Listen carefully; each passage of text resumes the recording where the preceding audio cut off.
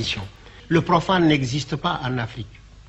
Dans la vieille Afrique, il n'y a pas de profane. Tout est religieux, tout a un but, tout a un motif. Il n'y a pas une récréation simple. Il faut oublier absolument, il faut te vider de tout ce que tu sais pour apprendre. Et alors c'est là où on vous dit, il faut savoir qu'on ne sait pas, savoir anda à anda. Parce que alors l'expression peul, c'est ça andi à anda à andang. Si tu sais que tu ne sais pas, tu sauras. Ça anda à anda à andata. Si tu ne sais pas que tu ne sais pas, tu ne sauras pas. En entrant dans la vieillesse, on fait ça mue, exactement comme le serpent. On change de peau, parce qu'il faut changer 3 fois de peau. On change de peau de l'enfance pour entrer dans la jeunesse, de la jeunesse dans l'âge mûr, de l'âge mûr dans la vieillesse.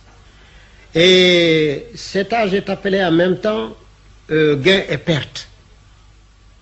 Ce que vous gagnez en expérience, vous le perdez en force physique. Et si vous tournez là, le vieillard tourne la pente, on dit qu'il va toujours vers la mort. Donc c'est la diminution. C'est pourquoi on dit que les idées qui ne sont que dans la tête des vieillards est une idée morte.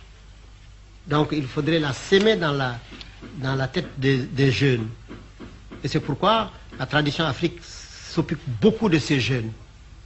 Sans lui donner tous les droits, mais il met à sa disposition tous les moyens. On lui demande la patience, parce qu'on dit que la force la plus colossale, c'est la patience et l'humilité. Voilà la grande force. Et c'est le grand bonheur, le plus grand bonheur que nous avons, c'est l'oubli et le sommeil. Le plus grand bonheur qu'on a donné à l'homme, c'est l'oubli et le sommeil. Parce que s'il n'oubliait pas, il serait tellement méchant que chaque jour il tuerait. Alors, s'il ne dormait pas, il ne pourrait pas réparer ses forces. Donc voilà le grand bonheur. Et on considère ça aussi en parlant dans l'âge, c'est dans l'âge mûr, c'est dans la vieillesse que le vieux parle des femmes. Parce que les questions des femmes est une question en Afrique. La femme n'est pas publique. La femme n'est pas publique. C'est un être divin qui est secret. Parce qu'on dit qu'il y a 11 forces dans la femme, tandis qu'il n'y en a que 9 dans l'homme. Alors on dit, et ces forces ont des portes d'introduction. Il y en a 7 sur la tête. 1, 2, 3, 4, 5, 6, 7. Et c'est pourquoi on appelle c'est notre tête. Parce que c'est là la supériorité. Et quand vous coupez le cou, l'individu est mort. Vous pouvez couper le bras, vous pouvez ouvrir le ventre, mais le jour où vous coupez le cou, c'est fini. Alors c'est pourquoi on appelle la nécessité d'avoir une tête. Parce que c'est là-dedans où on a ces sens les plus nécessaires. Les moyens d'introduction et d'extériorisation aussi. Tout est dans la tête. Et alors on a les 2 exutoires naturels qui portés au 7 font 9. Voilà où s'arrête l'homme. Mais tandis que la femme, quand elle met au monde un enfant, c'est-à-dire elle cesse d'être une femme, elle devient une mère. Parce qu'on dit que la femme est une chose, la mère en est une autre. Alors, mais le privilège de la mère, c'est d'être femme et mère. Alors donc la force de la femme se trouve dans la mère, parce que lorsqu'elle met au monde, elle a là encore 2 autres portes qui s'ouvrent. Et alors ces 2 portes, ajoutées aux 9 que l'homme possède, lui donnent 11. Alors il a ainsi 11 forces. Il y a la pierre, le fer, le feu, l'eau, l'air et l'homme. Alors donc il y a 5 forces matérielles palpables, visibles. Alors vient l'homme. Alors il y a de l'autre côté de la main de l'homme, il y a 5 forces invisibles, mais dont on ne voit que les effets. Alors l'homme, il y a l'ivresse qui anéantit l'homme. Il y a le sommeil qui anéantit l'ivresse. il y a le souci qui anéantit le sommeil, il y a la mort qui anéantit le souci, et il y a la résurrection, c'est-à-dire la vie dans ce qu'on appelle l'autre monde, qui anéantit alors la mort. Parce que pour nous, la mort n'existe pas. Pour l'Afrique traditionnelle, la mort n'existe pas. D'ailleurs, on ne dit pas mort, on dit changement de domicile. Parce qu'on est censé continuer à vivre dans une éternité. Pour la mort, on dit ce que le défunt avait fait. Ses exploits, les largesses, sa bonté. C'est la famille qui chante les louanges? Non, non, tout le monde, la famille peut chanter.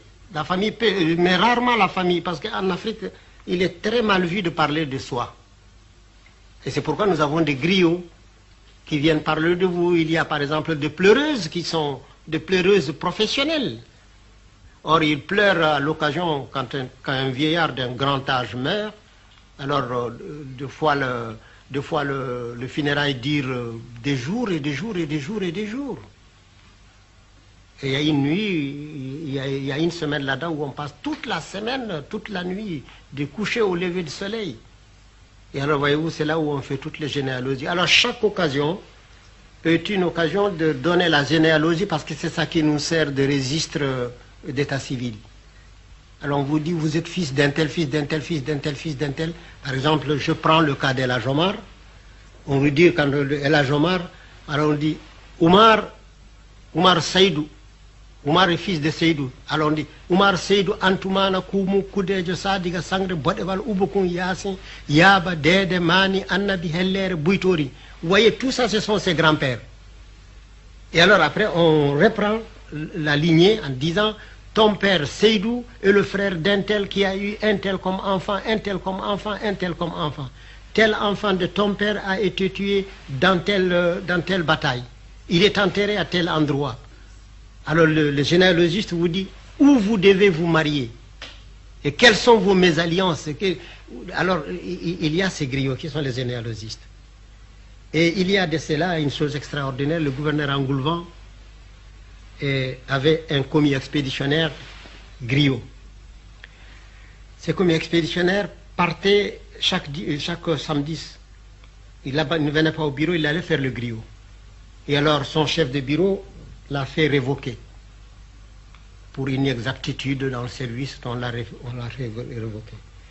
Et alors, lui, comme il est griot, il est allé demander des renseignements sur la généalogie et sur la biographie du gouverneur général Van Vollenhoven, le gouverneur général Engoulevent.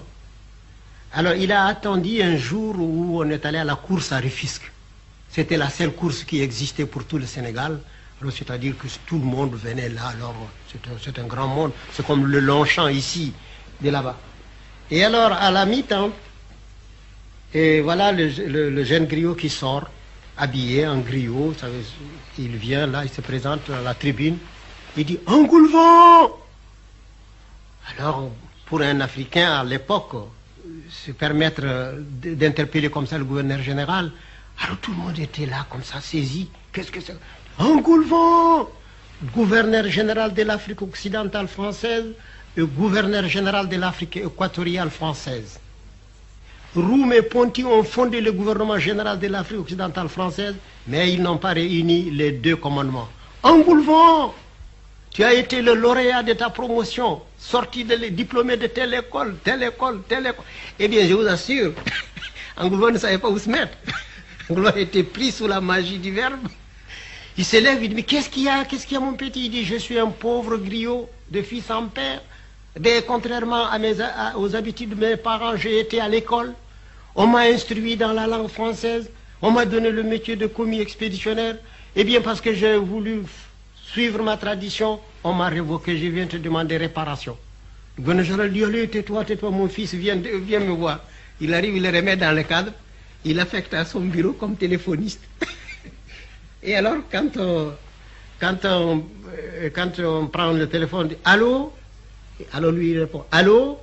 On dit « Qui est à l'appareil ?» Il dit « Ici, Matabara Samba Ali Ndiaye, téléphoniste du gouverneur général, révoqué et repris. »